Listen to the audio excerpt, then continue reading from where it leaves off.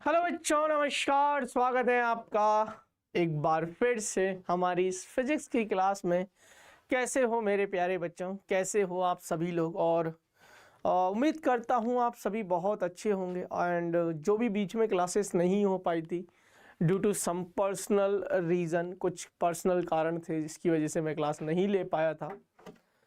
तो सबसे पहले तो यार आप सभी बच्चे कैसे हो, बहुत दिनों के बाद मुझे मिले हो। मैं बहुत मिस कर रहा था सच में आप लोगों को।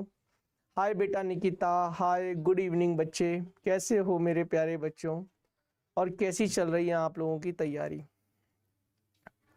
Sir my score is very poor 30। कितने में से बेटा 30 मार्क्स कितने में से? फिजिक्स में 30 आए हैं आउट ऑफ 100 या टोटल ही 30 आए हैं आप लोगों के? एक बार मुझे बता दीजिए। और शुरू करते हैं आज की कहानी को। आज की कहानी लास्ट लेक्चर है इस चैप्टर का। मैं आपको बता देता हूँ इस चैप्टर का ये लास्ट लेक्चर है। हाय बेटा, हेलो हेलो, हाय बेटा Riya, good evening sir, how are you sir. बेटा मैं अभी तो ठीक हूँ, है ना। और कैसे हो आप बच्चे, कैसे हो? हाय बेटा मुस्कान, कैसी है बच्ची? हाय बेटा मुस्कान, कैसी है गुड़िया? बाकी के बच्चे भी आ ही जाए। हाय बेटा साहिल, साहिल प्रणाम बच्चे, प्रणाम, कैसे हो? तो सभी बच्चे आ जाइए। मोहन मिश्रा, गुड इवनिंग बच्चों, गुड इवनिंग। तबीयत ठीक है बेटा मेरी?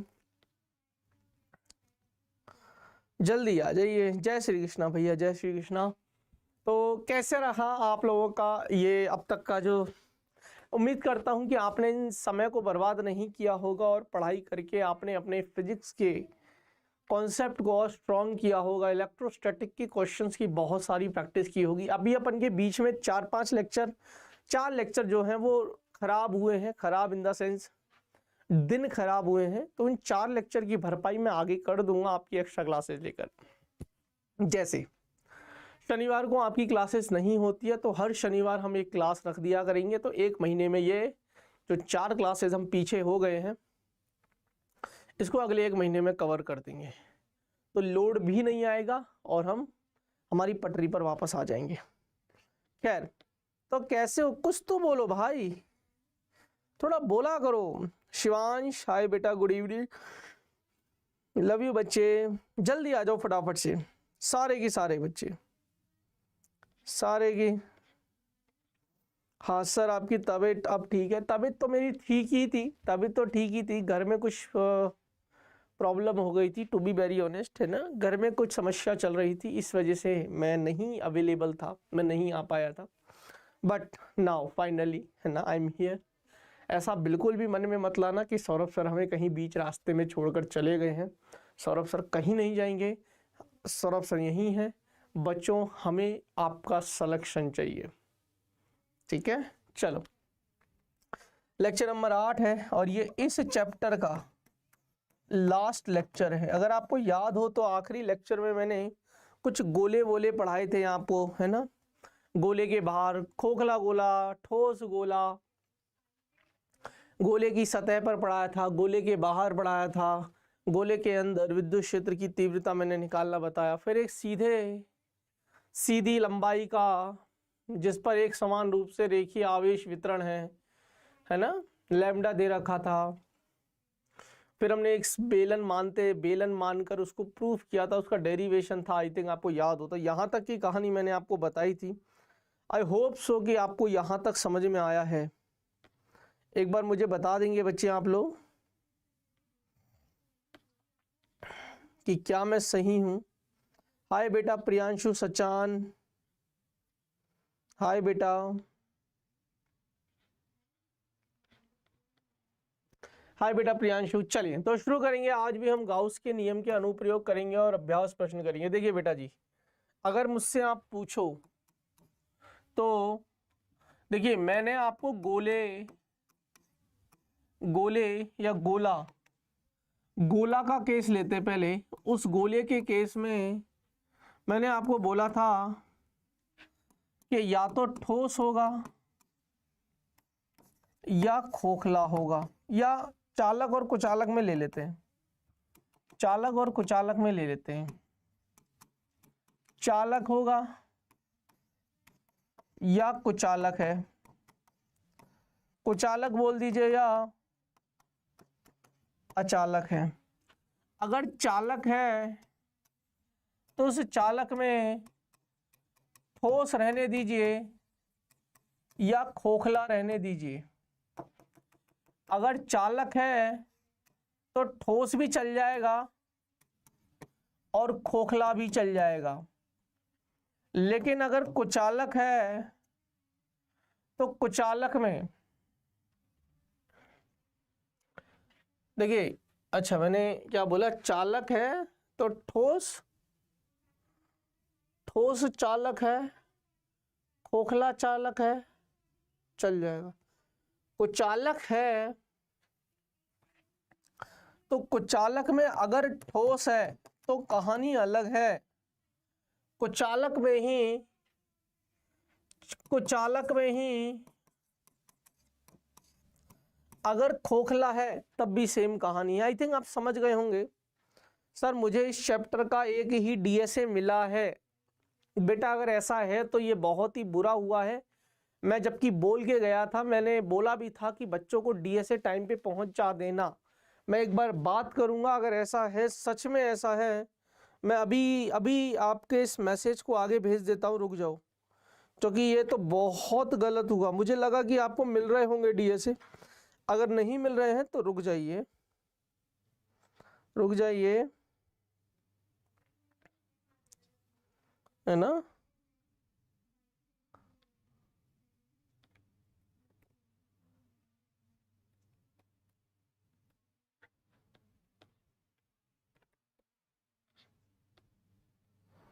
एक मिनट दे दो बेटा।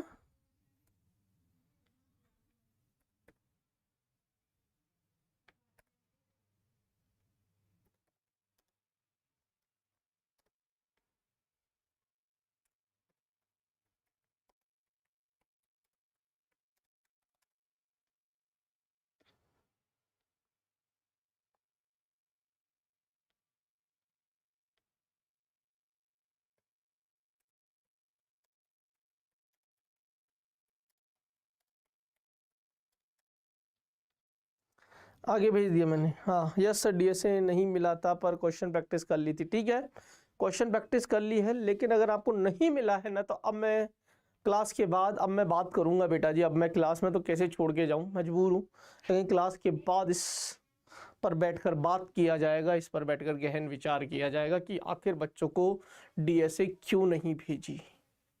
ठीक है, यू डोंट वरी। चलो आगे चलते हैं बेटा। अब इसमें कुछ छोटे से पॉइंट हैं, उसके बाद सवाल हैं। कितने बच्चे तैयार हैं आज सवालों के लिए बेटा? आज की क्लास सिर्फ सवालों के ऊपर है।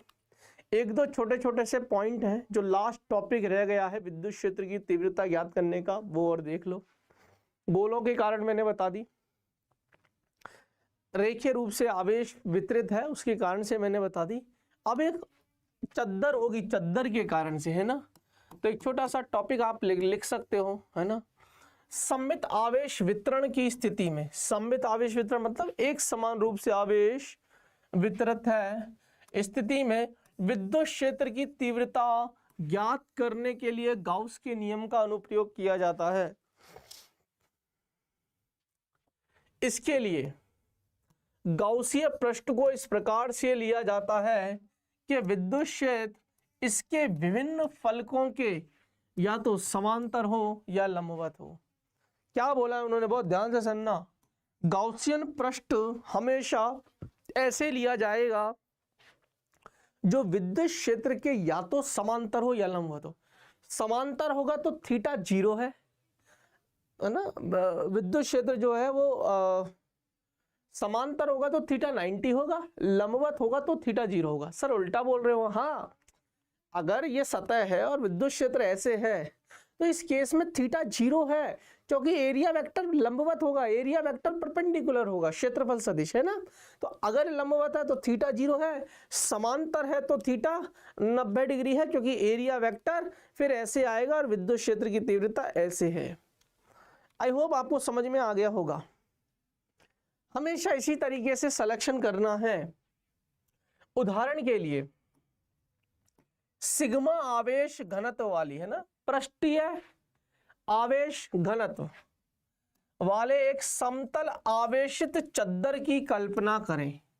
समतल आवेशित चद्दर की कल्पना करें। ध्यान से सुनना, इसके समीप एक बिंदु P पर, इसके समीप एक बिंदु P पर विद्युत क्षेत्र की तीव्रता की गणना करने के लिए, जो कि चित्रानुसार S अनुप्रस्थ काट के एक पिल बॉक्स के रूप में, अब हमें इसका डेरिवेशन करना है, हमें इसका डेरिवेशन करना है। एक गाउसियन पृष्ठ की कल्पना करें। पिल बॉक्स है ना, टैबलेट, जैसे कैप्सूल होता है ना, दवाई लेते हैं ना, दवाई, तो कैप्सूल होता है ना, कैप्सूल, इसको बोलते हैं पिल बॉक्स। पिल होती है दवाई, वैसे दवाई जैसा है ना, पिल बॉक्स। कल्पना करें गाउसीय पृष्ठ द्वारा परिबद्ध आवेश सिग्मा इंटू एस, पृष्ठीय आवेश, आवेश प्रति एकांक क्षेत्रफल पता है, इंटू कुल क्षेत्रफल से गुना कर दो, अनुप्रस्थ काट क्षेत्रफल एस है, तो सिग्मा इंटू एस कुल आवेश तथा पिल बॉक्स से संबद्ध जो फ्लक्स होगा। अब कुल आवेश पता है तो ES plus 0 plus ES 2ES होगा, क्योंकि E वक्रीय पृष्ठ के समांतर तथा समतल फलकों के लंबवत है। अब आपको इमेजिन करवाता हूं, ये है मेरे पास एक आवेशित चद्दर, इसको थोड़ी देर भूल जाओ, अभी के लिए बिल्कुल पतली सी आवेशित चद्दर है। इसके कारण से, इस चद्दर के कारण से इस पर पृष्ठीय आवेश घनत्व है सिग्मा और इसका क्षेत्रफल है S, तो इस पर कुल आवेश आ जाएगा सिग्मा इंटू एस, कुल आवेश आ जाएगा सिग्मा इंटू एस। तो इस पर हमने एक इमेजिन कर लिया, एक गाउसियन सरफेस, तो हमने एक पिल बॉक्स, अब देखिए, या तो लंबवत गाउसियन सतह इस तरीके से मानिए, या तो लंबवत या समांतर, विद्युत क्षेत्र इधर है, क्षेत्रफल सदिश इधर है, तो इसके कारण से, अच्छा यहां पर थीटा 0 है, तो इसके कारण से जो फ्लक्स है वो E इंटू एस है। सिमिलरली इसके कारण से जो फ्लक्स है वो E इंटू एस है। अरे यार है ना, अरे है ना भाई, थीटा इसमें भी 0 है। लेकिन अब इसके कारण से देखेंगे तो ये ऐसे है ना, पिल बॉक्स है ना, तो क्षेत्रफल सदिश इधर की तरफ है और क्षेत्र इधर है, और विद्युत क्षेत्र इधर है, तो थीटा इसमें 90 है तीसरी सतह में, ये दूसरी सतह है और ये पहली सतह है। तो पहली के कारण ES, तीसरी के कारण ES, ES और ES 2ES, तीसरी के कारण से तो 0 है, अगर तीसरी के कारण से 0 है, फ्लक्स 0। वही बताना है कि इस पिल बॉक्स से संबद्ध फ्लक्स 2ES है। यहां तक कितने बच्चों को बात समझ में आई? पहले इतना बताओ। हाय बेटा विकास, हाँ कोई बात नहीं बेटा। अगर आप लोग आज थोड़ा सा जल्दी समझने की कोशिश करोगे तो मैं आपको सवालों पे लेके आऊंगा जल्दी। क्लियर है? अब अतः गाउस नियम से जो फ्लक्स है, कुल फ्लक्स, अच्छा गाउस का फ्लक्स क्या, गाउस का नियम क्या बोलता है?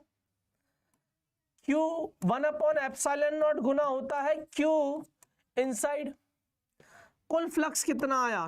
2ES आया कुल फ्लक्स। अरे मेरे भाई, close surface integration E dot ds is equal to summation of Q inside by ε0, और इसी को तो तुम फ्लक्स नाम देते हो। तो ये आपस में बराबरी तो की है मैंने कोई पाप थोड़ी ना किया है भाई। अरे यार, तो कुल फ्लक्स 2ES और कुल आवेश कितना है?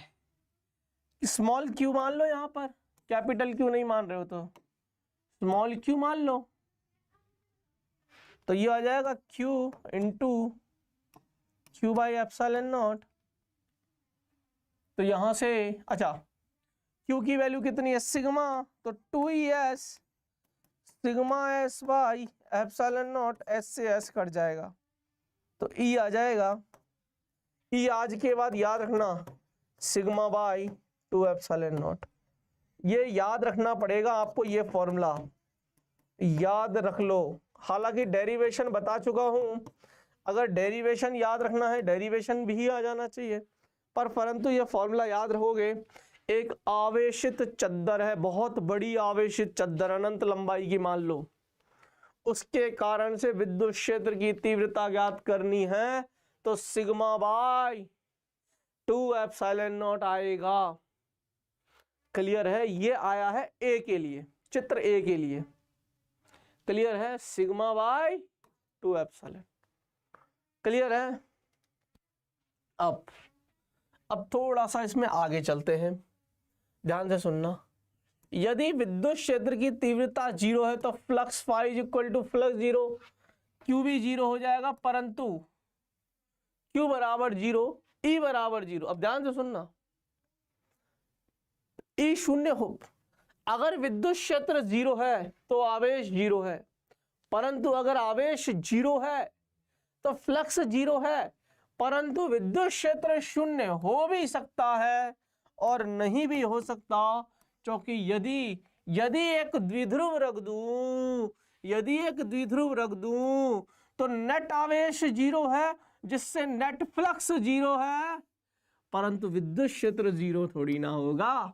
इसलिए बच्चों यहां से एक सवाल बनता है आपके नीट के अंदर, आपकी जेई के अंदर क्या सवाल बनता है कि अगर आवेश 0 है, अगर विद्युत क्षेत्र 0 है, आवेश 0 रहा होगा, फ्लक्स 0 है, लेकिन अगर आवेश 0 है, फ्लक्स 0 है, परंतु विद्युत क्षेत्र 0 हो भी सकता है, नहीं भी हो सकता, क्योंकि आवेश को तो मैं 0 प्लस और माइनस से भी कर सकता हूं कि समान आवेश विपरीत प्रकृति का अगर मैं रख दूं, एक धन और एक ऋण, दैट इज कॉल्ड द्विध्रुव। तो ये याद रखना। अब आ जाते हैं नोट पर। अब सुनो, ध्यान से सुनना, ये जो मैंने डेरिवेशन करवाया है ना बेटा, ये चित्र 1 के लिए है, चित्र ए। लेकिन अब उन्होंने बोला है कि अगर हम चित्र बी पर चलते हैं, यदि समतल आवेशित चद्दर के स्थान पर, हटा दो समतल आवेशित चद्दर, एक आवेशित चालक को लिया जाए, चित्र बी, तो विद्युत क्षेत्र 0 है चालक के अंदर। याद करो, खोखले गोले के कारण से, खोखला गोला था, आवेश सारा की सारा ऊपर था, सतह पर था, गोले के अंदर small R less than capital, सारा याद करना।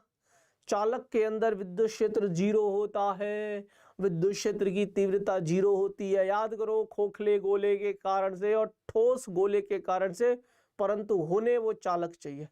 ठोस है तो चालक है, खोखला है तो चाहे चालक हो चाहे कुचालक हो, विद्युत क्षेत्र अंदर 0 होगा। ये बात याद रखना। तो आपको ये याद रखना है कि अगर चालक शब्द है तो विद्युत क्षेत्र इनसाइड 0 है, अतः phi E electric flux ES, तथा इस स्थिति में सिग्मा बाई एप्सिलॉन नॉट, इस परिणाम का सत्यापन इस तथ्य से किया जा सकता है कि R त्रिज्या वाले एक आवेशित गोलीय चालक के पृष्ठ पर विद्युत क्षेत्र की त्रिज्या, भी अभी पिछली क्लास में निकाला है हमने, R त्रिज्या के एक आवेशित गोला है, उसके पृष्ठ पर विद्युत क्षेत्र की तीव्रता Q/R², कैपिटल R, त्रिज्या कैपिटल R थी। और इसी को अगर मैं सिग्मा के पदों में लिखूंगा तो Q बराबर सिग्मा इंटू एरिया, तो sigma into area, Q into 4πr², area मतलब सरफेस एरिया। इस Q की वैल्यू को उठा के यहां रख दीजिए, Q की वैल्यू को उठाकर यहां रखोगे तो ये sigma by epsilon not.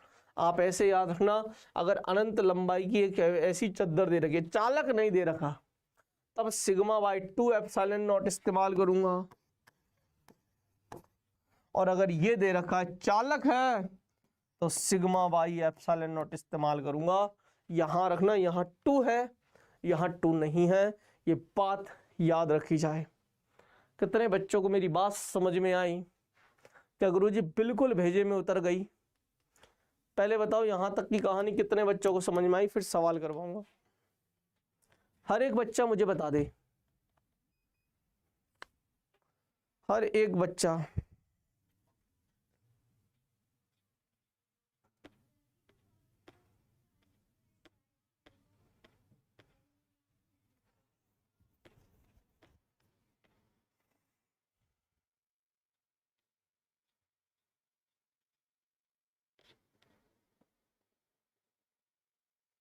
Clear है बेटा मुस्कान?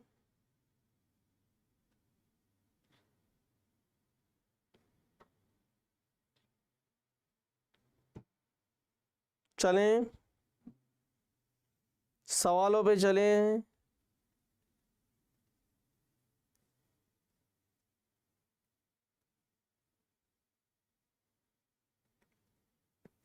आओ पहला सवाल करते हैं।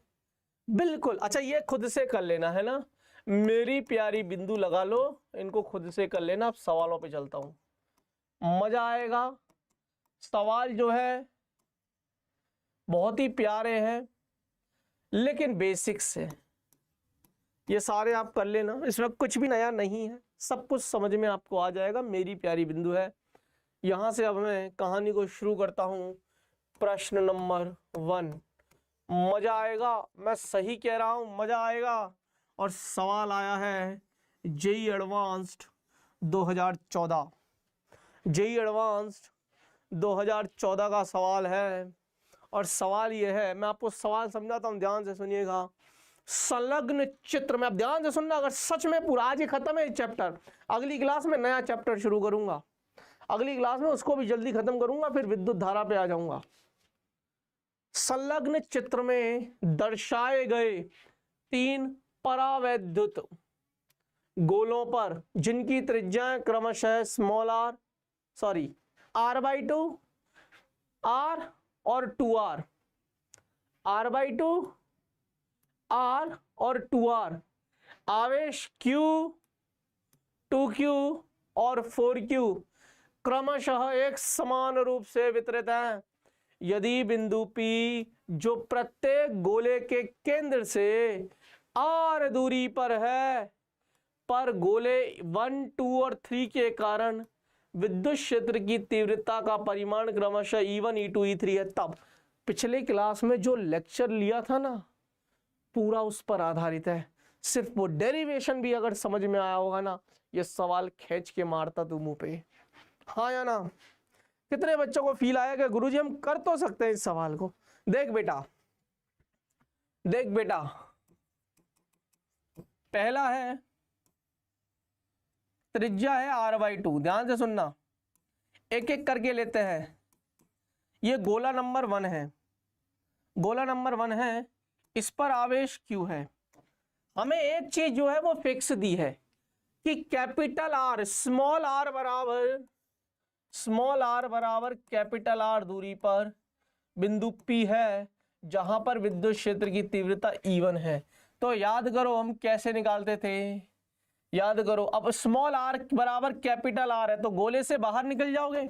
तो जो पहला केस है ना, बेसिकली वो गोले से बाहर का दिया है। कैसे करोगे? जहां पर विद्युत क्षेत्र की तीव्रता ज्ञात करनी है, उस बिंदु को पकड़कर एक गॉसियन पृष्ठ का निर्माण कर लीजिए। अब विद्युत क्षेत्र एक समान रूप से वितरित है, इसको मैंने E1 नाम दे दिया, और एरिया वेक्टर भी इधर है। थीटा का वैल्यू 0 है। गाउस का नियम, क्लोज सरफेस, इसीलिए कहता हूं पिछले लेक्चर का डेरिवेशन याद होता, आज ये सवाल तेरा होता। Close surface integration EDS cos theta cos 0 summation, इस गॉसियन पृष्ठ के अंदर कुल कितना आवेश है, Q/ε0। cos 0 1 है, यहां E1 लिख दो, ds इस पूरे का गॉसियन, यहां पर जो क्षेत्रफल रखते हैं वो किसका रखते हैं, गॉसियन पृष्ठ का। तो 4πr² Q/ε0। तो E1, तो जो E1 आएगा वो आ जाएगा Q/4πε0 r²।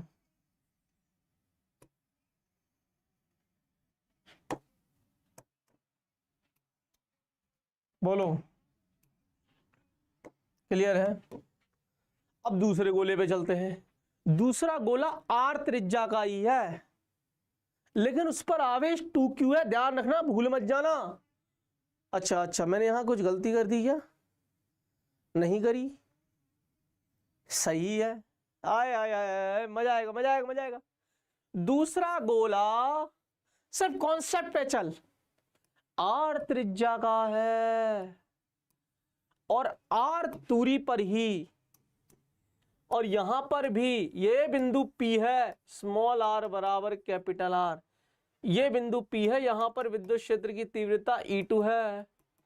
इस गोले को, इसको पकड़कर एक गाउसियन पृष्ठ का निर्माण कर लेंगे, वही थीटा बराबर 0 या मैं सीधा, बस इस पे याद रखना आवेश 2q है, आवेश 2q है, इतना याद रखना बस। तो देखो अब देखना, Gaussian, Gauss close surface integration एक समान रूप से वितरित है, E कांस्टेंट है, क्षेत्र की तीव्रता कांस्टेंट है, बाहर ले लेंगे, E S ds cos 0 q inside कितना है कुल आवेश 2q by epsilon not, E2 बाहर ले लो, इसका 4 पाई त्रिज्या भी r square cos 0 1 2q by epsilon naught. तो E2 कितना आ जाएगा, ये आ जाएगा 4 pi epsilon not r square 2q। यार सर E2 दुगना है E1 से, E2 थोड़ा ज्यादा है E1 से। अब E3 निकालते, E3 में यार थोड़ा सा सिस्टम दूसरा है। अब ये 2r त्रिज्या का है और r दूरी पर निकालना है, मतलब गोले के अंदर सारे केसेस करवा दिए, ये नालायक, गोले के बाहर करवा दिया, गोले की सतह पर करवा लिया, गोले के अंदर करवा दिया। देख तीसरा है ना, ये दूसरा गोला था, अब तीसरा गोला ये है 2r त्रिज्या का, यह है तीसरा गोला, यहां से स्मॉल r बराबर कैपिटल R, बिंदु P है, विद्युत क्षेत्र की तीव्रता E3, इस बिंदु को पकड़कर गाउसियन पृष्ठ की कल्पना कर लो, वही है। अब इसमें ध्यान रखना, बस इसमें वही है, इतने में इतना तो इतने में कितना, है ना, चालक की बात नहीं करी है ना। तो E3 की डायरेक्शन तो ये होगी, n कप्पा ये है, थीटा की वैल्यू तो 0 है। अब पूरे के ऊपर, इस पूरे के ऊपर 2q आवेश है, लेकिन इसमें कितना आवेश है q डैश। अब सुनना, अब ध्यान से सुनना, 4/3 पाई r क्यूब, r क्यूब मतलब इस पूरे की त्रिज्या 2r है, 4, अबे गोला भी तो 2r त्रिज्या, इसलिए ध्यान से सुनना, 4/3 पाई r की जगह 2r, क्योंकि गोला 2r का, मैंने जो डेरिवेशन करवाया था वो r का था, r क्यूब में 2q आवेश है, q आवेश नहीं है, समझ में आया। तो इतने में कितना आ जाएगा, तो एक में कितना आ जाएगा 2q by 4/3 pi 2r cube. तो इतने में कितना आवेश आ जाएगा q डैश में, q डैश में आवेश कितना हो जाएगा, तो तुम बोलोगे 2q by 4/3 pi r cube, 4/3 पाई, ये गाउसियन पृष्ठ का आयत, 4/3 पाई r क्यूब, 4/3 पाई से 4/3 पाई, r क्यूब से r क्यूब कट जाएगा, यहाँ 8 आएगा, तो q डैश जो हो जाएगा वो 2q बाई 8 आ जाएगा, जिसको मैं q बाई 4 बोलूंगा। यानी कि इसमें, तो मैं समझ में आ रहा है क्या, यानी कि इसमें केवल और केवल q/4 आवेश है। अब लगा लो अगेन गाउस का नियम, close surface integration E3 dot ds q inside summation of q inside by epsilon not, E3 बाहर ले लो, या चलो close surface integration EDS cos theta की वैल्यू 0 है, q अंदर, अंदर कितना आवेश है q डैश cos 0 1, E3 को बाहर ले लो, ds किसका क्षेत्रफल, गाउसियन, तो 4 pi R square, Q dash की वैल्यू कितनी है, Q/4 एप्सिलॉन नॉट। सर मामला सेट है, E3 आ जाएगा Q/4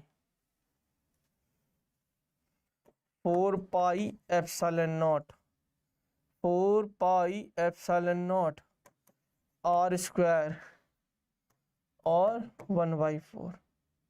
अब ध्यान से सुन, सबसे ज्यादा किसका है, देख इधर Q/, इतना है, इसको भी मैं अगर ऐसे लिख दूं, Q/, इतना है, ये 2 से गुना हो रहा है, ये इतना है, और ये 4 से भाग दे रहा है, तो सबसे कम E3 है, सबसे ज्यादा E2 है, तो सबसे ये आएगा E3 लेस देन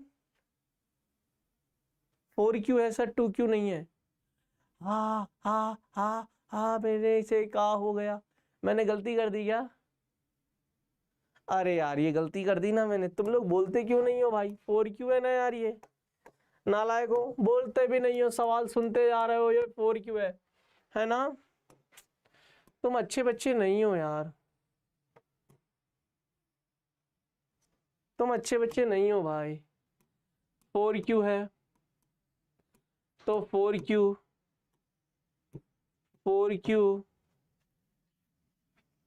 तो यहां पर आ जाएगा 4Q/, बाकी तो सब सेम है ना,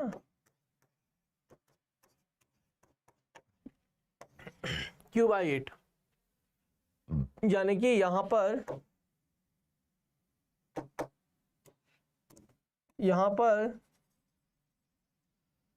Q/2 आवेश है, तो ये आ जाएगा Q डैश, और यहां पर Q/2 आ जाएगा, तो ये यहां पर चला जाएगा 1/2। अब चेक करो, ये 1/2 से भाग है, ये नॉर्मल है, और ये 2 से गुना है, आंसर तो यही आएगा, E3 लेस देन।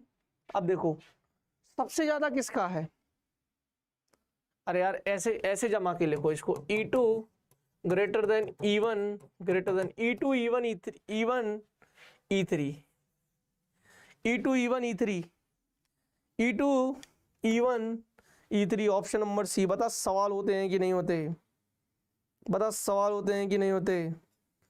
मेरा तो हो गया यार, मैंने तो कुछ भी दिमाग नहीं लगाया सर, जेई एडवांस का सवाल है, जेई एडवांस का सवाल, मैंने तो कुछ भी दिमाग नहीं लगाया, जो डेरिवेशन थे ना बस वो मुझे पता था, बोल फील आया नहीं आया, कसम है तुम्हें तुम्हारे एग्जाम की, अगर तुम नहीं बोलते हो कि सर फील नहीं है फिजिक्स में, बोल।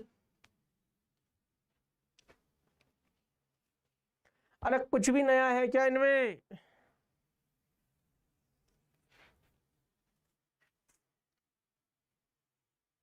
सुस्त हो यार बच्चों, यार आप लोग क्या पढ़ाऊं बताओ, मेरा मन ही नहीं करता फिर ऐसे सुस्त बच्चों को।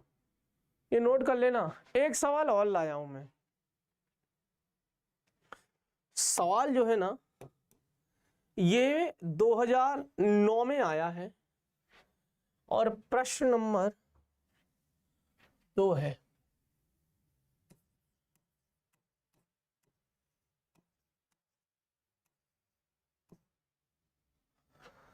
डायग्राम आपको दिख रहा है, सवाल आपको दिख रहा है, फील है, हाँ भैया। विकास सैनी, क्लियर है, प्रियांशु बेटा, मोहन मिश्रा, हाँ प्रियांशु क्लियर है बच्चे। अब देखो कितना प्यारा सवाल है, सिर्फ डराया है, आप इस सवाल को पढ़िए, जेई एडवांस का सवाल है ये भी, सिर्फ डराया है इस सवाल में, अगर आप चाहो तो मैं इसको बड़ा कर सकता हूं, नहीं करूंगा, छोड़ो।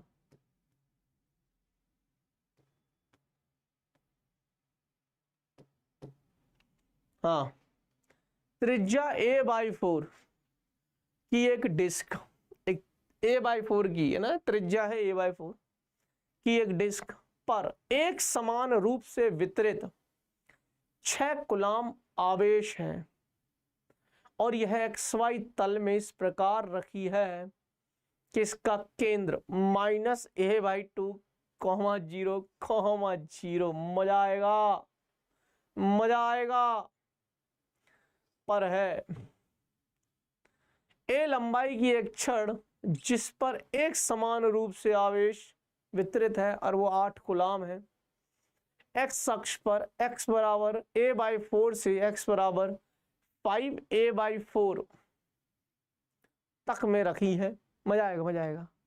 दो बिंदु आवेश -7 कूलाम तथा 3 कूलाम क्रमशः a/4, -a/4, 0, -3a/4, 3a/4, 0 पर रखे हैं। एक घनीय सतह 6 सतहों x बराबर +-a/2 +-a/2 y बराबर और z बराबर +-a/2 से बनी है।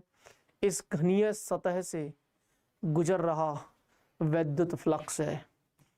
इस घनीय सतह से, अब देखो बेसिक्स क्या बोलते हैं कि इस घन के अंदर कुल कितना आवेश परिबद्ध है, बस वो निकाल लो, आंसर है। बस सुन, सिस्टम दिखाता हूं तेरे को, इधर आ। सवाल देख लिया तूने एडवांस का? सवाल देख लिया? अब देख सवाल का सॉल्यूशन देख। तू भी बोलेगा है सर ये क्या मजाक कर रहे हो आप हमारे साथ।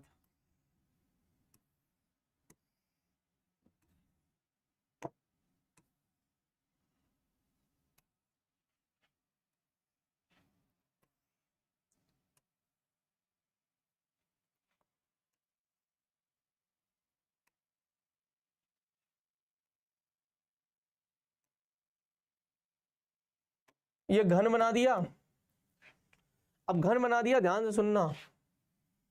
ये बिल्कुल मध्य में, यहां नहीं, बिल्कुल मध्य में है ना।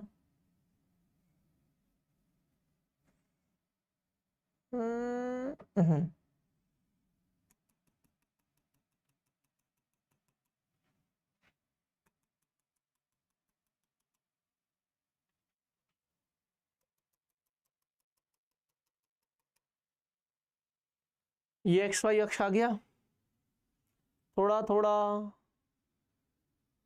फील है, ये मूल बिंदु है। घन की भुजाएं दे रखी हैं क्या, +-a/2, यानी कि बेटा जी ये यहां मूल बिंदु ले लिया, यानी कि ये +a/2 है तो ये -a/2 है। अब समझ में आया? पूरी भुजा a है, पूरी घन की भुजा a है, तो सेंटर पे रखा है तो इधर +a/2 तो इधर -a/2। इसी प्रकार y वाला भी ले लो, सिमिलरली +a/2 -a/2। समझ गए क्या आप? अरे आप समझ गए क्या? हाँ या ना? अब सुनो, a/4 डिस्क, a/4 की एक डिस्क, त्रिज्या a/4 है, ये a/2 है, यानी कि ये जो चकती होगी ना बेटा, ये चकती कुछ ऐसी रखी होगी a/4 पर, है ना, आधी बाहर निकल रही होगी, क्योंकि यहां से भी अगर मैं लेता हूं, इसको पकड़कर भी अगर मैं वो बनाता हूं, तो ये a/4 है, यानी कि इस घन के अंदर केवल आधी चकती ही अंदर आ रही है। इस घन के अंदर केवल आधी चकती आ रही है, आधी चकती तो घन के बाहर है, मुझे आधी चकती से मतलब नहीं है जो बाहर है, मुझे तो उसके अंदर कितना एक समान रूप से। अब पूरी चकती पर एक समान रूप से 6 कूलाम आवेश है पूरी पर, तो आधी पर कितना होगा, आधी पर 3 कूलाम। भाई पूरी पर 6 है तो आधी पर 3, एक समान रूप से वितरित है, तो यहां से मुझे 3 कूलाम मिल गया, चकती का काम खत्म। अब छड़ का काम करते हैं। छड़ रखी हुई है x बराबर प्लस a बाई 4, यानी कि यहां से लेके और वहां तक जा रही होगी 5a/4। मुझे केवल इतना बताना है कि a/4 छड़ का हिस्सा ही अंदर है, चौथाई हिस्सा ही अंदर है, बाकी जो 3a/4 लंबाई की जो छड़ है वो बाहर है। कोऑर्डिनेट होंगे ना, मैं कह रहा हूं इसका कोऑर्डिनेट है 5a/4 और इसका कोऑर्डिनेट है a/4। छड़ की लंबाई तो 5a/4 में से a/4 गई, अभी भी a ही है ना, छड़ की लंबाई तो a ही है ना, लेकिन जो छड़ का कोऑर्डिनेट है ना a/4, उससे पता चलता है कि केवल 1/4 छड़ ही अंदर है।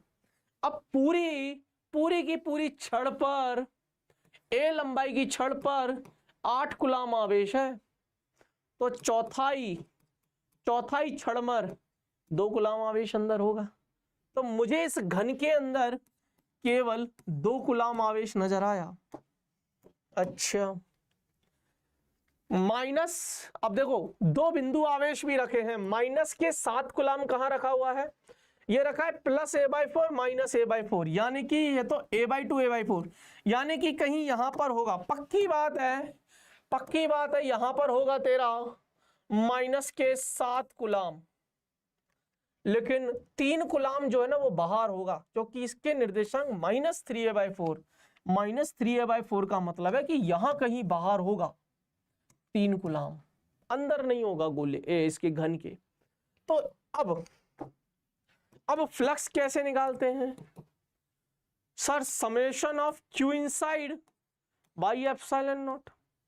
कितना आवेश परिबद्ध है, कुल फ्लक्स निकल जाएगा टोटल, कुल कितना, और आवेश अदिश राशि है, सीधा सीधा जोड़ दो, तो 3 और 2 5, अरे 3, अच्छा ये -7 है ना, हाँ -7 है बेटा, ये ना 7 नहीं है माइनस, तो 3 और 2 5, 5 और -7, माइनस के 2 कूलाम बाई नीचे एप्सिलॉन नॉट, आंसर आ जाएगा -2/एप्सिलॉन नॉट, -2c और लिख दो, -2c/एप्सिलॉन नॉट।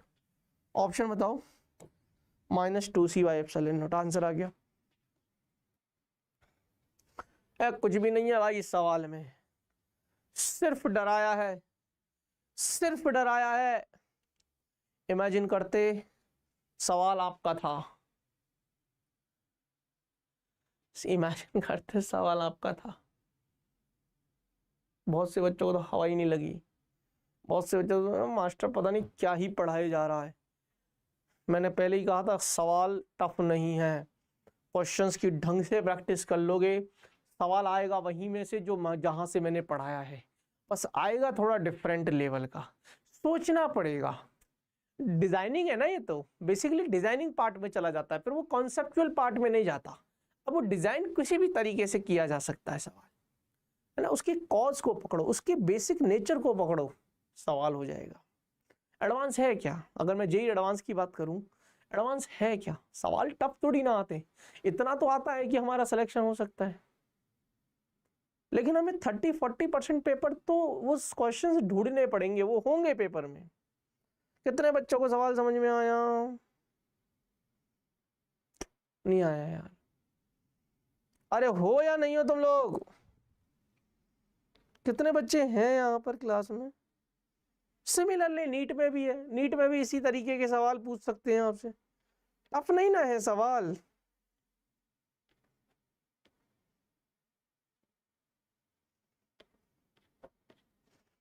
एक भी बच्चे ने मुझे मैसेज में नहीं बोला क्या सर समझ में आ गया।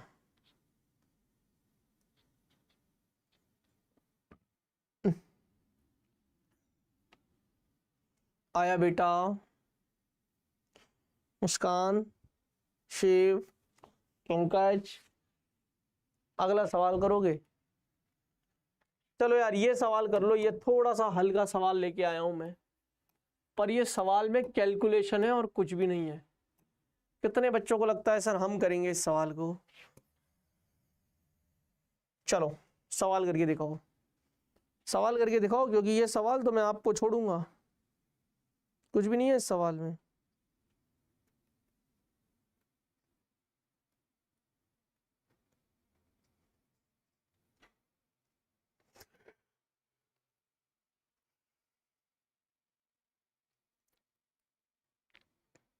इसके बाद वाला सवाल बहुत खूबसूरत है।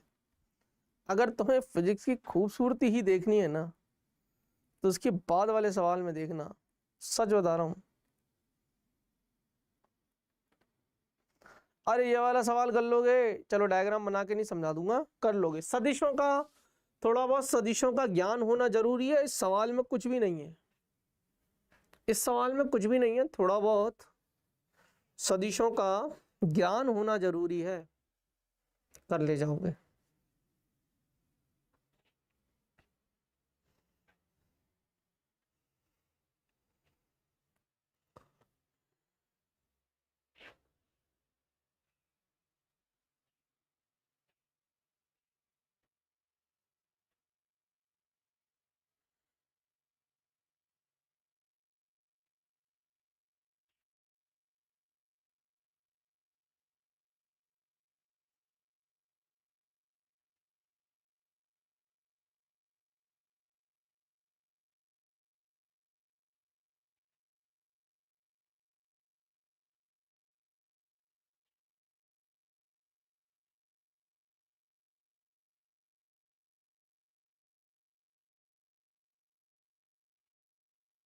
यस,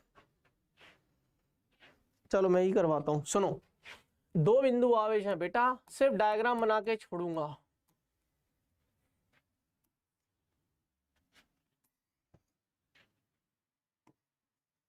ये एक्स अक्ष है, ये वाई अक्ष है। सुन ले, ये मूल बिंदु है,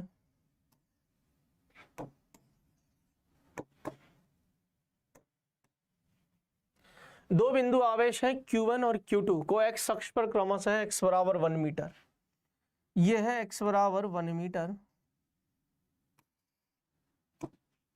ये डिस्टेंस है तेरी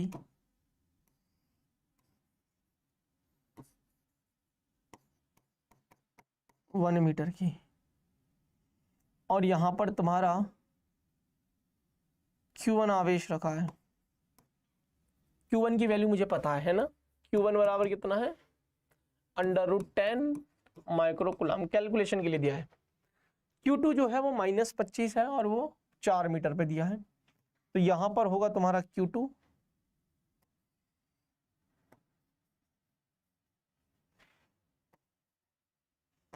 ये x बराबर 4 मीटर पर है, और यहां पर है तुम्हारा Q2, और Q2 की वैल्यू भी मुझे पता है।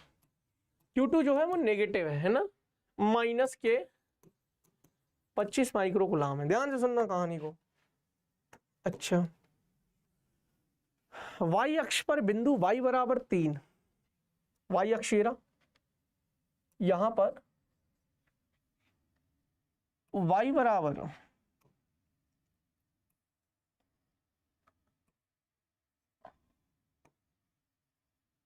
y बराबर 3 मीटर पर ये बिंदु है। नाम इसका हमने रखा नहीं है, बिंदु पर नाम रख देते P पर। नेट विद्युत क्षेत्र की तीव्रता हमें बतानी है, बहुत सिंपल। सर ये धनावेश है, इसके कारण से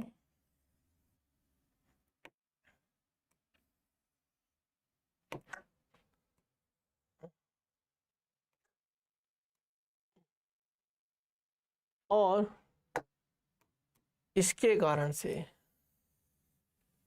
ये होगा।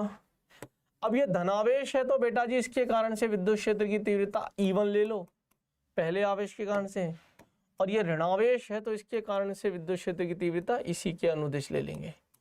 ये मैंने आपको बता रखा है कि अगर ऋणावेश होता है तो उसी की ओर बना लेना, और धनावेश है। एक काम और करो जो आपका रह गया है, और वो ये कि सर अगर मैं इस एंगल को θ1 मान लूं, अगर ये थीटा है, ध्यान से सुनना बेटा, क्षैतिज के साथ ये थीटा है तो ये थीटा, और इसको मान लो बेटा जी आप θ2, अगर ये एंगल θ2 है तो ये एंगल भी θ2 है। Q1 और Q2 की वैल्यू मैं यहां लिख देता हूं। Q1 है √10 माइक्रो कूलम, Q2 है, अब सुन, अगर मैं इसके घटक ले लूं, E2 के घटक लूंगा, विद्युत क्षेत्र की तीव्रता चाहिए, तो ये हो जाएगा E2 cos थीटा 2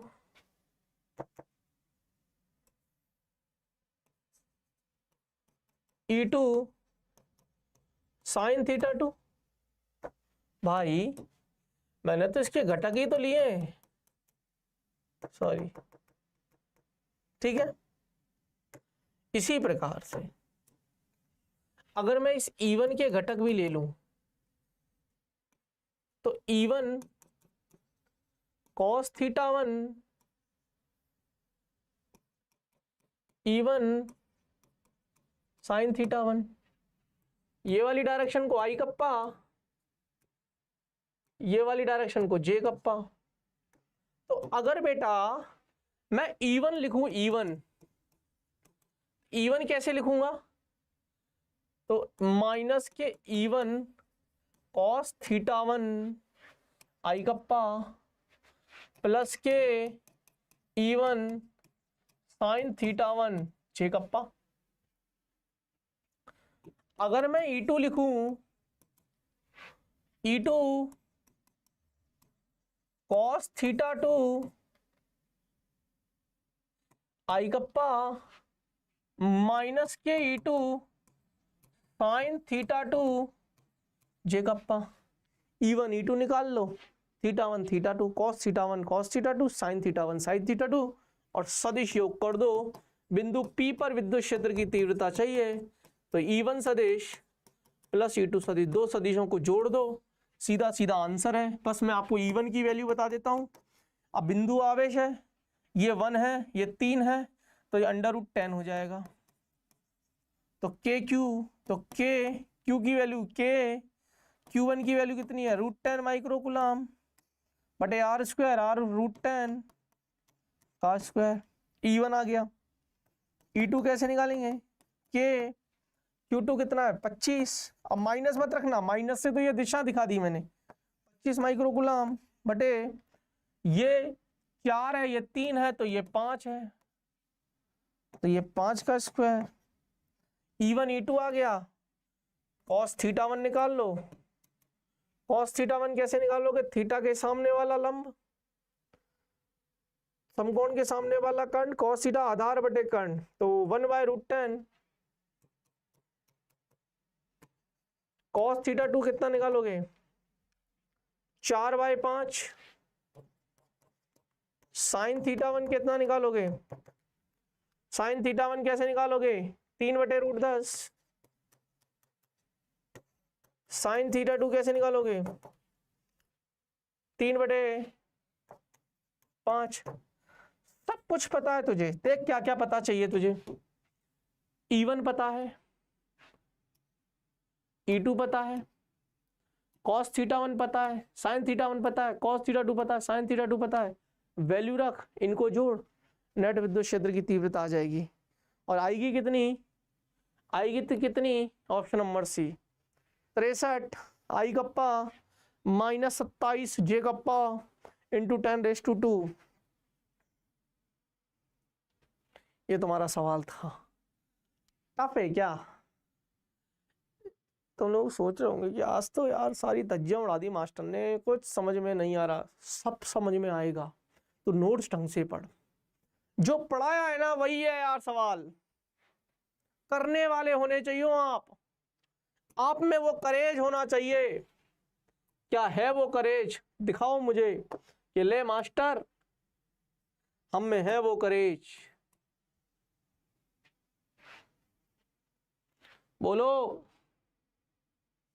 अरे यार सुस्त बच्चे बैठ गए क्लास में मेरी में यार, पसंद ही नहीं है मेरे को सुस्त लोग, ना बच्चों में पसंद है ना लोगों में पसंद है।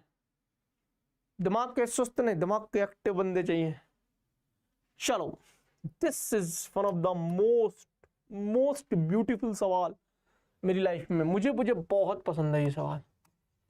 ऐसा नहीं कह रहा कि अकेला यही सवाल है जो बहुत सुंदर है, पर खूबसूरत सवालों में अगर गिनती की जाए तो इसकी भी गिनती जरूर करूंगा मैं। एक से अधिक उत्तर सही है। जेई एडवांस्ड 2013 में आया है ये सवाल। खूबसूरत सवाल, एक से अधिक उत्तर सही लिख लो पहले तो। एक से अधिक उत्तर सही, एक से अधिक उत्तर सही। बच्चों सवाल पढ़ लो, अब मेरे भरोसे मत बैठो, सवाल पढ़ो और सवाल क्या कह रहा है इसको समझो, सवाल को समझो पहले तो। मेरी शक्ल मत देखो, मेरी शक्ल देखने से कुछ नहीं होगा, सवाल करने से सिलेक्शन हो जाएगा। आओ मैं सवाल दिखाता हूं तुम्हें, तुम्हें थोड़ा फील कराता हूं, तुम्हें रियल फिजिक्स पे लेके चलता हूं अब मैं। जो पढ़ाया, अच्छा एक चीज मैं बता देता हूं, जो पढ़ाया ना अब तक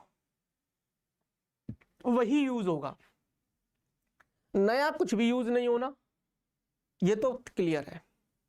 जो पढ़ाया वो, अब जो तूने पढ़ा वो कितना समझा वो डिपेंड करता है तेरे ऊपर। हर एक वर्ड में बहुत तगड़ी चीजें छुपी है। सुनो, दो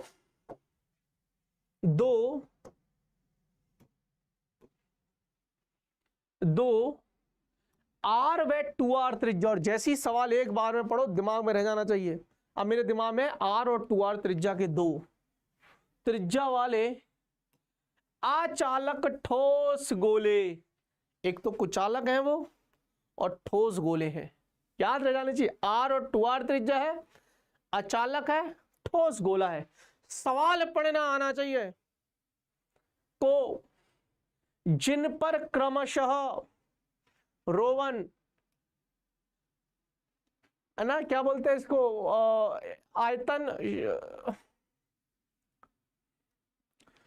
आयतन घनत्व, क्या बोलते हैं यार, आयतनी आवेश घनत्व रोवन और दूसरे वाले का रो2 एक समान रूप से और वितरित है। ये भी बहुत अच्छा दे दिया, एक समान रूप से, नहीं तो फलन दे देते, स्मॉल आर का फलन दे देते, तब तो लग गई भैया हमारी लंका।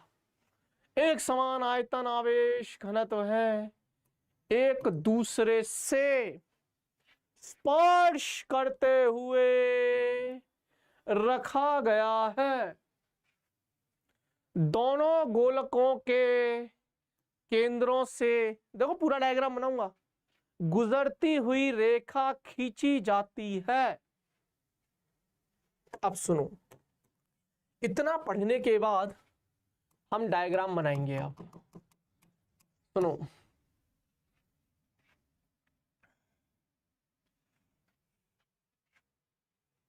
ये छोटा गोला और ये बड़ा गोला बन गया एक ही बार में, टेंशन हो रही थी मेरे को।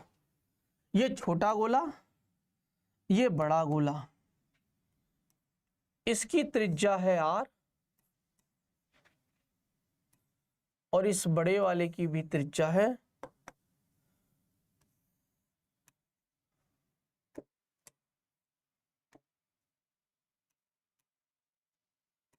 To are.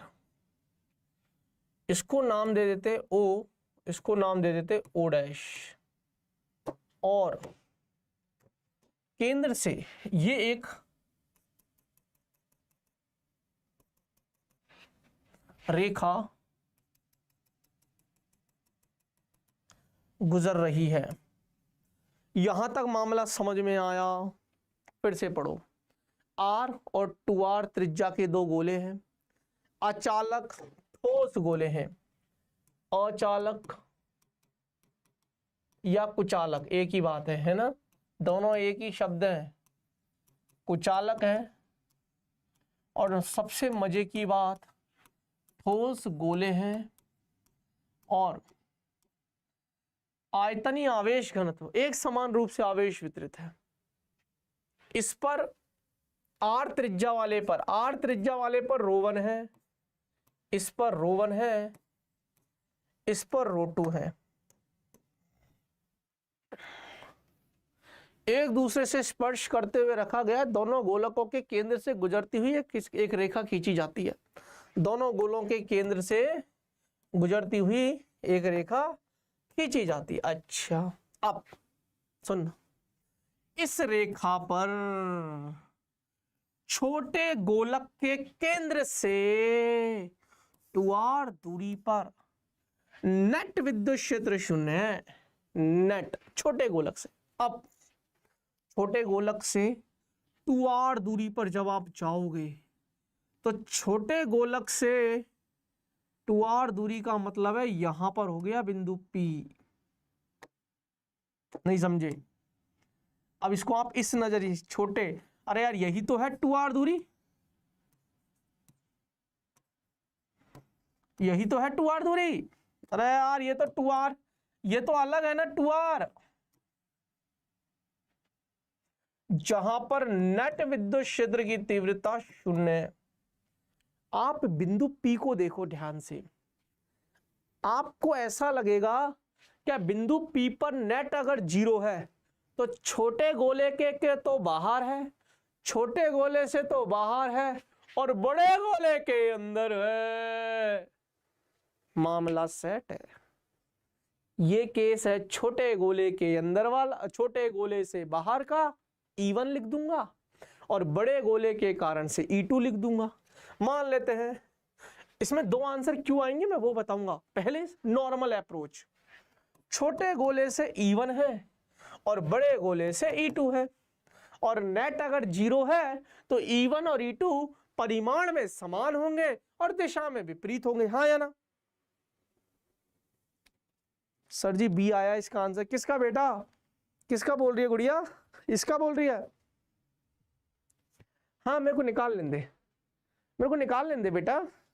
ओ बिटिया रानी मेरे को निकाल लेने देना, मेरे को आता नहीं है बेटा, मेरे को फिजिक्स नहीं आती बेटा, प्लीज मेरे को निकाल लेने देना।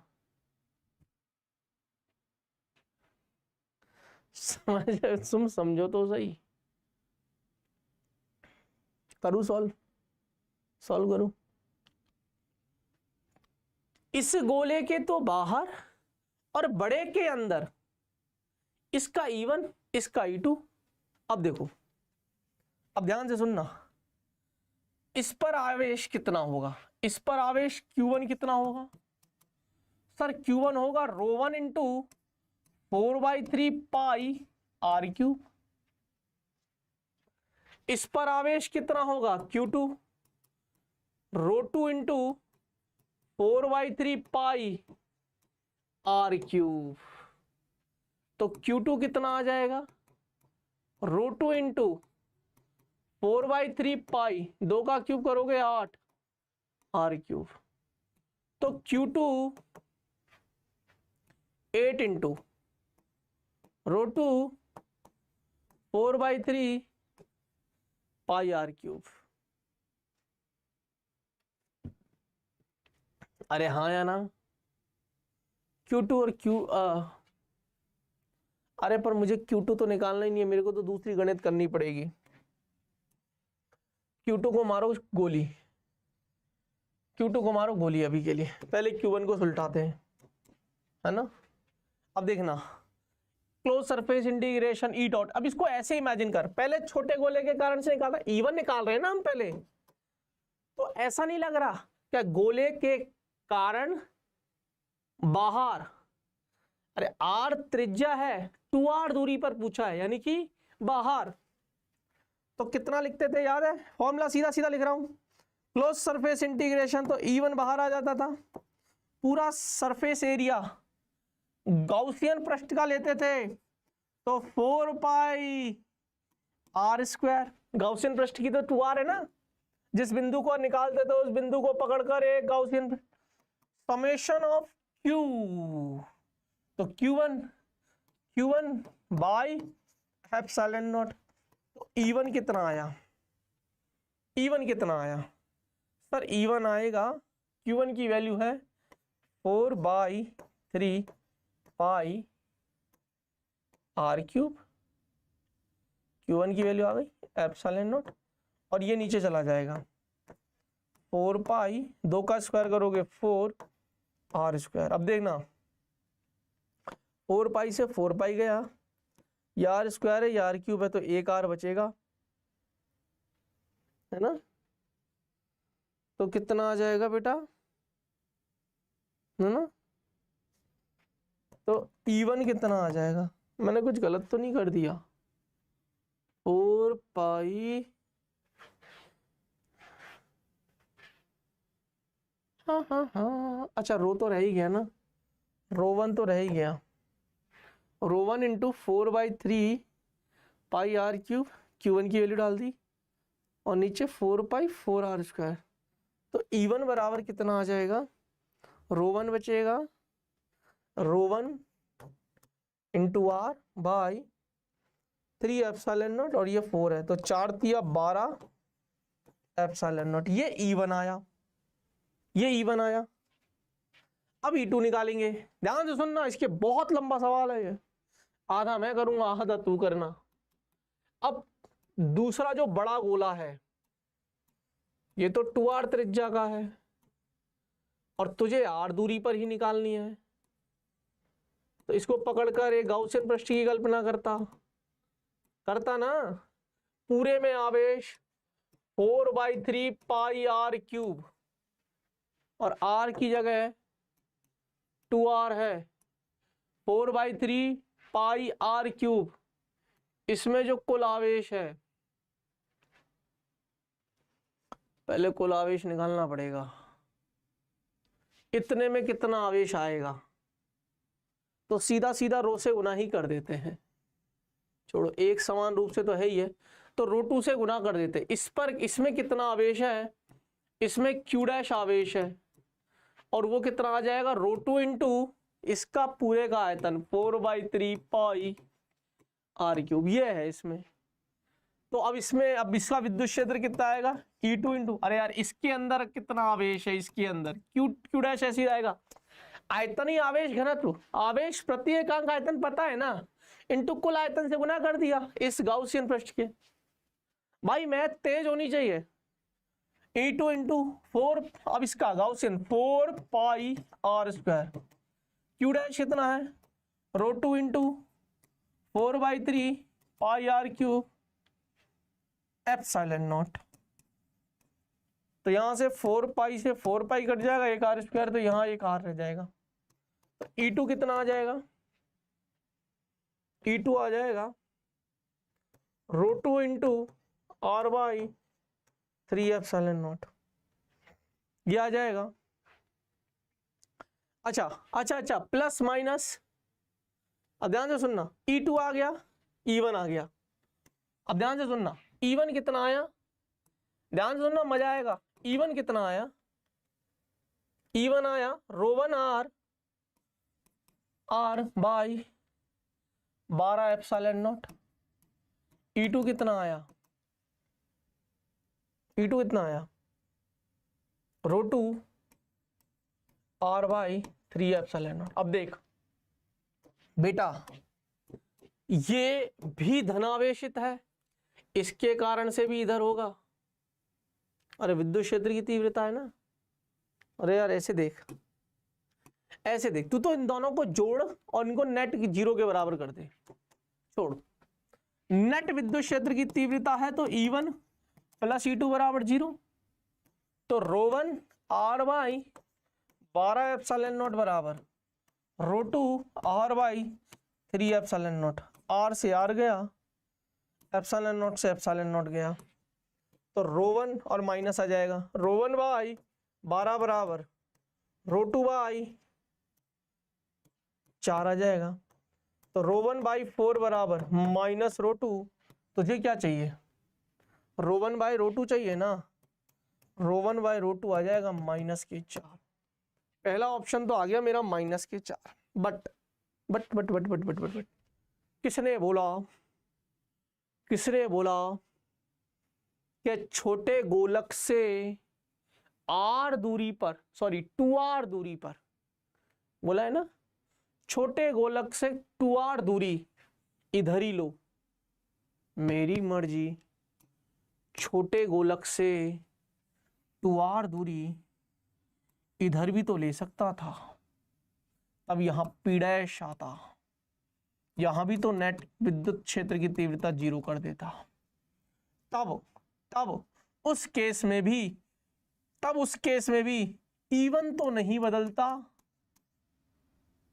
परंतु इसके कारण से जो यहां से अंदर था, अब बड़े गोले के कारण से भी अब ये पूरा की पूरा देखना ध्यान से, ये 2r है, ये r 3r और ये पूरा 5r दूरी पर हो गया इस गोले के कारण से 5r दूरी पर। तो E1 तो सेम था, है ना, ऐसे कर, E1 तो सेम था, दूसरी तरफ है ना, दूसरी साइड। तो मैं समझ आ रहा है क्या, E1 तो सेम है। E1 क्या है, E1 क्या है? अच्छा मैंने आंसर सही तो लिखे ना, मैं एक बार चेक भी कर लूं, मुझे थोड़ा सा डर लगता है भैया। मैंने एक बार आंसर क्रॉस चेक कर लो, क्योंकि हो सकता है प्लस माइनस का अपन ने कहीं एरर कर दिया हो।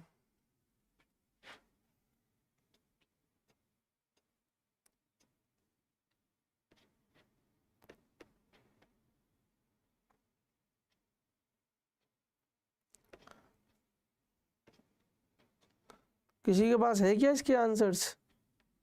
मुझे तो आंसर्स भी नहीं पता, बस मैं तो किए जा रहा हूँ, किए जा रहा हूँ।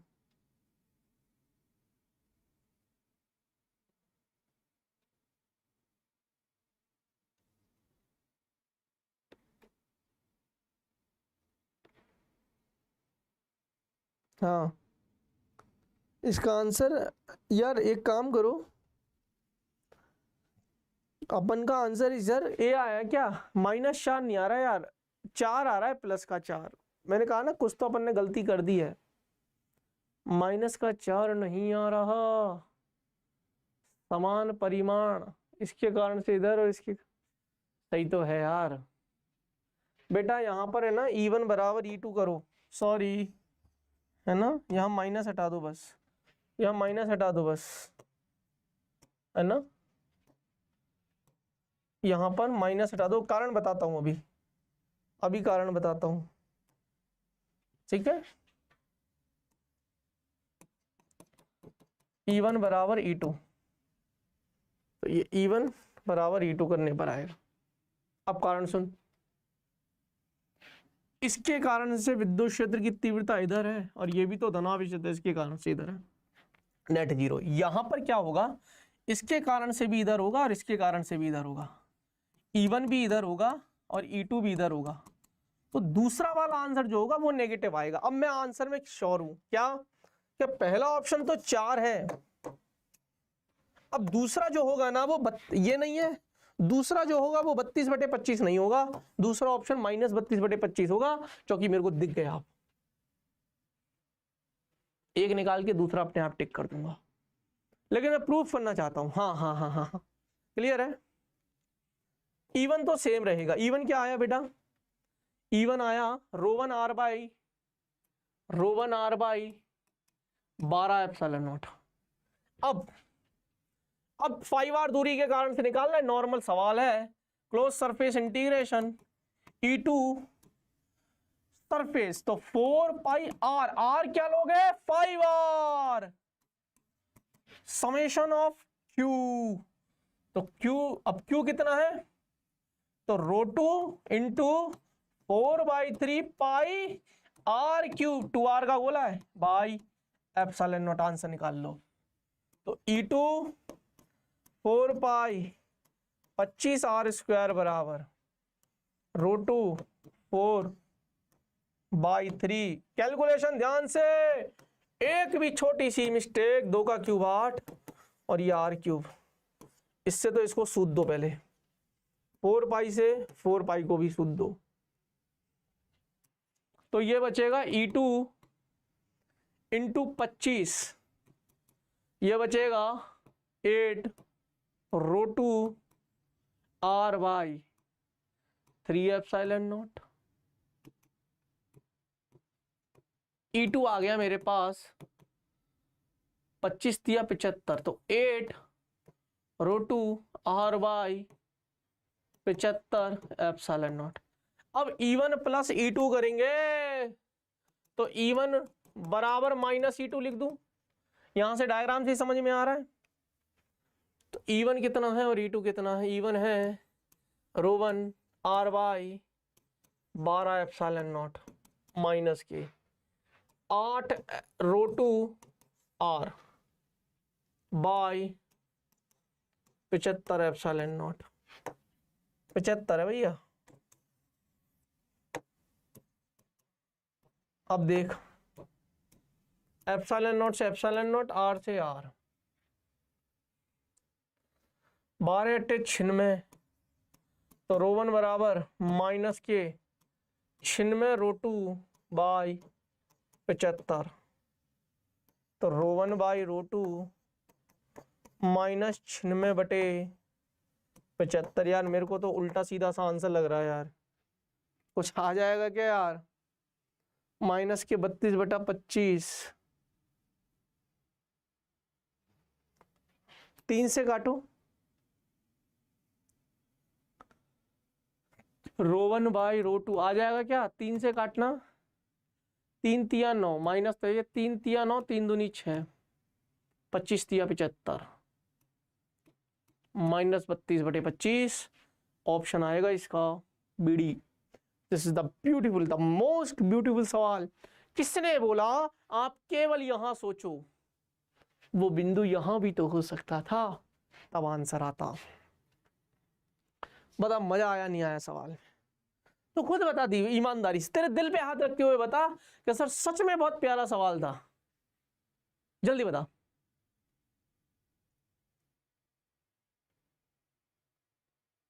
और करवाया है मैंने सारा, इसलिए वो डेरिवेशंस याद होने चाहिए। अगर वो डेरिवेशंस याद है कर ले जाएगा। मैं क्या कह रहा हूं? अगर वो डेरिवेशंस याद है कर ले जाएगा।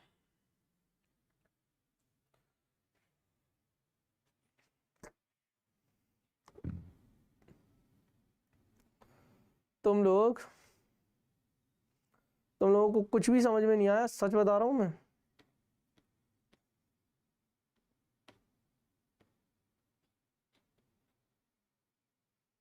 अच्छा, कितने बच्चों को सच में हवा लग गई इस सवाल की? सोचना, आराम से वीडियो देख के फिर से करना, और जितना प्रैक्टिस आप डेरिवेशंस की करोगे उतना आपको ये सवाल समझ में आएगा। एक और सवाल है मेरे पास, खूबसूरत सवाल है, 2009 में आया है, और प्रश्न नंबर 5। भाई हाय हाय हाय हाय, ये सवाल मुझे, अब देखो, अब थोड़े समाकलन वाले सवाल हैं, है ना? पर घबराएंगे क्या? नहीं। सवाल बहुत ही सुंदर और बहुत ही आसान, पर है खूबसूरत।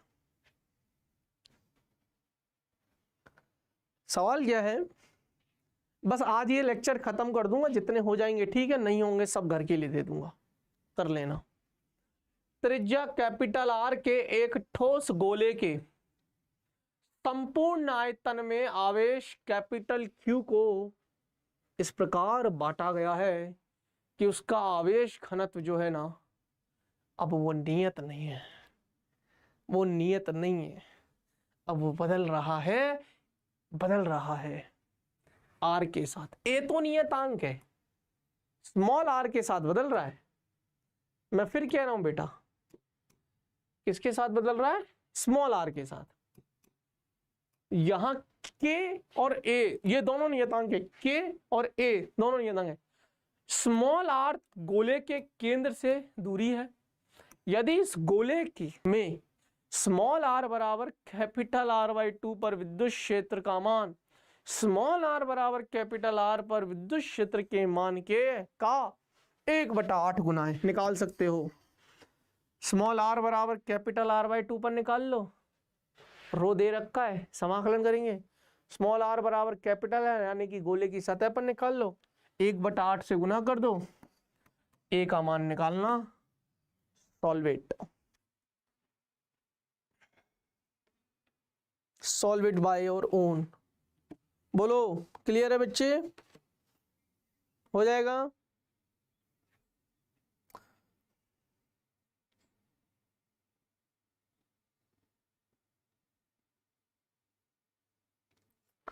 आंसर मैं आपको बता देता हूं, इसका आंसर आएगा सी।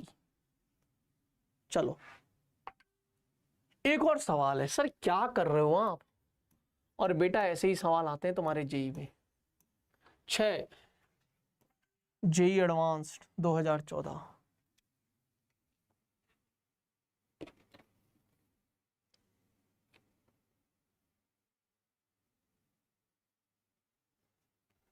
क्लियर है?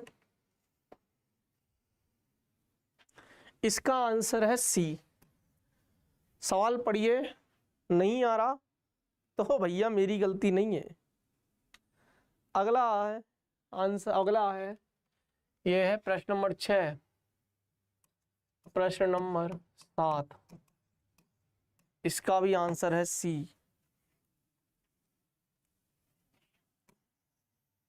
EIEEE मतलब जेई मेन में आया है। और कुछ रह गया है क्या? ठीक है, 7 सवाल है, छठा सवाल हो जाएगा क्या? चलो पहले 5वां करके देखो, कर लेना, नहीं हो तो बता देना। कैसा लगा लेक्चर पहले तो मुझे ये बताओ, मेरे को बात करनी है, फिर इसके बाद फ्री कर दूंगा। और इस सवाल पे थोड़ा सा हाथ मारो सभी बच्चे।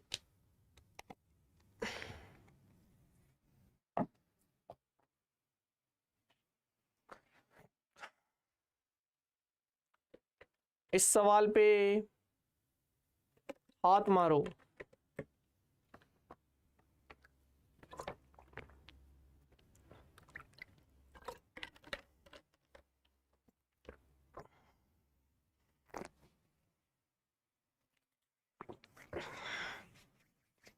इसलिए मैं पहले नोट्स पढ़ाता हूं ढंग से। अगर आपने मेरे नोट्स ढंग से देख लिया ना, सवाल हो जाते हैं कायदे से। नोट्स और लिख लिख के प्रैक्टिस करो। तुम लोग कहाँ चले गए यार? तुम में से किसी की आवाज़ नहीं आ रही है। या तो आज का लेक्चर बहुत भारी हो गया, तुम लोगों के दिमाग के ऊपर से चला गया।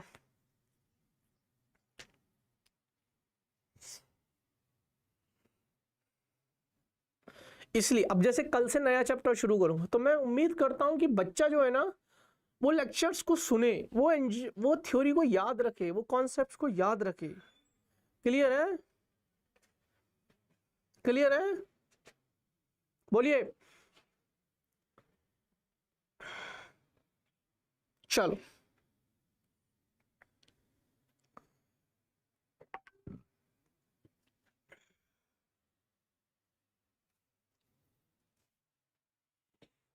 चलो तो बच्चों, उम्मीद करता हूं बहुत अच्छा लगा होगा।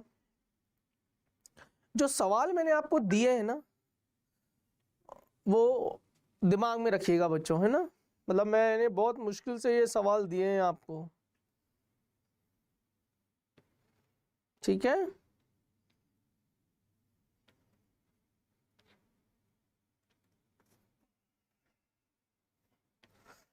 चलो तो बच्चों, आज के लिए इतना ही। मिलते हैं अगली क्लास में। तब तक के लिए अपना ख्याल रखिएगा, हंसते रहिएगा, मुस्कुराते रहिएगा, और हाँ, जुड़े रहिएगा हमारे साथ, आपके अपने सौरभ सर के साथ, आपके अपने रैंक प्लस।